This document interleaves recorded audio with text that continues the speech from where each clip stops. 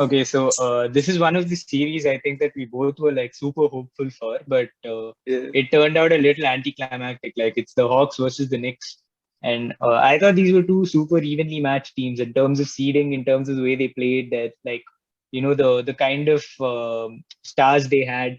I thought it could come down to it, but yeah, I mean, Ice Tray just blew them out. So bro, and I yeah, think and a lot of Julius it also. Randle was Oh yeah, Julius Randle was just a little fuck all. Like, can I say like I mean I backed this guy, I put him in my all NBA first team pick and all. And he Yeah, deserves it. His regular season was insane. But like he didn't have one good game not one good game in round one. yeah. But I think a lot of it came down to like Hawks having a lot of older players like Gallinari, Bogdanovic, like players who have experience, not necessarily older. And like Knicks, like I don't know, like sometimes they just look really lost on the court. A lot of turnovers and yeah, like Ice Tray just destroyed them. Yeah, yeah, he fucked them and like also dude like I'm blaming Randle and all, but still like Randle had to take a lot of tough shots. Like from the games I saw, they just throw it to him in the low post and say, "Oh, create your thing." Like you can't just expect a dude to sink some shots from near the 3 point line and all. Like it's not a fair expectation. And I don't think they had like a lot of scorers to help him other than D Rose. Like D Rose is the one dude who consistently produced. I'm not sure how fair it is to expect from RJ Barrett. Like he had like Yeah. 14 points a game and all, but the dude shot like 38% from the floor. Randall, by the way, Mm. for the series shot 29%. Like Oh, that is fucking atrocious. That is like bad for yeah. 3 point percentage. He shot that from the floor. So Yeah. yeah, like D Rose is the only guy who really created buckets for them. And I think like just the fact that they didn't show up for shit. While Trey Young was phenomenal. Trey Young had like 29 points. He had almost 10 assists. Like it would have been a crazy double double average for the series. And Yeah. I think even Bogdan showed up. John Collins was consistent. They have great defense.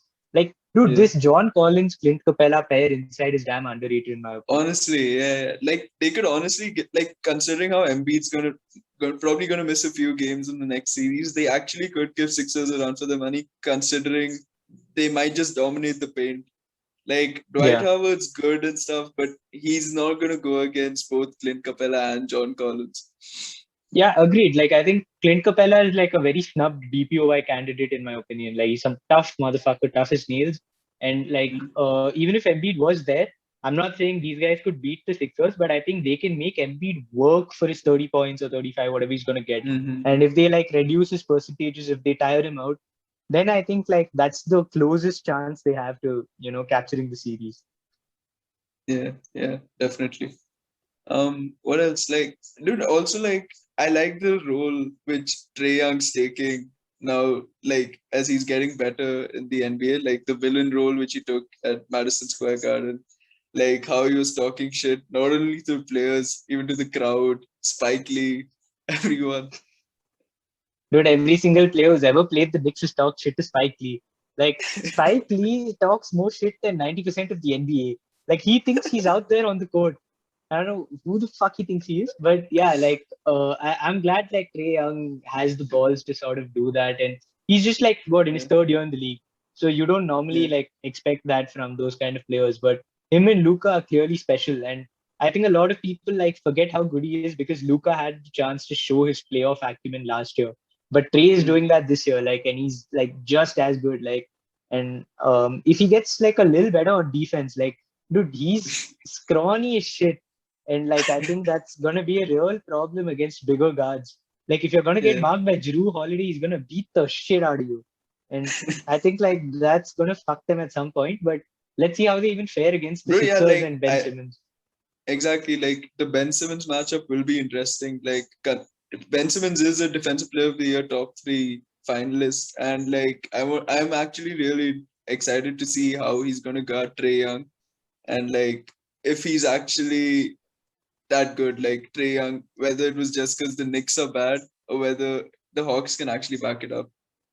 That's true. That's true. I mean, I don't know if Simmons will even guard Trey Young because, like, see, Simmons, like, his greatest asset is switching. And I think he can mark anyone from 1 through 5, including Clint Capella. So, like, that could go either way. But I think it will boil down to how well these guys can take Embiid and how well they can create their own bucket. But other than that, I think, like, Hawks Knicks was straightforward, underwhelming as shit. I thought this would be a 7-game series for sure. Randall let Yeah, me down in every way possible, and like Trae Young proved himself, I guess. So that's about it. yeah.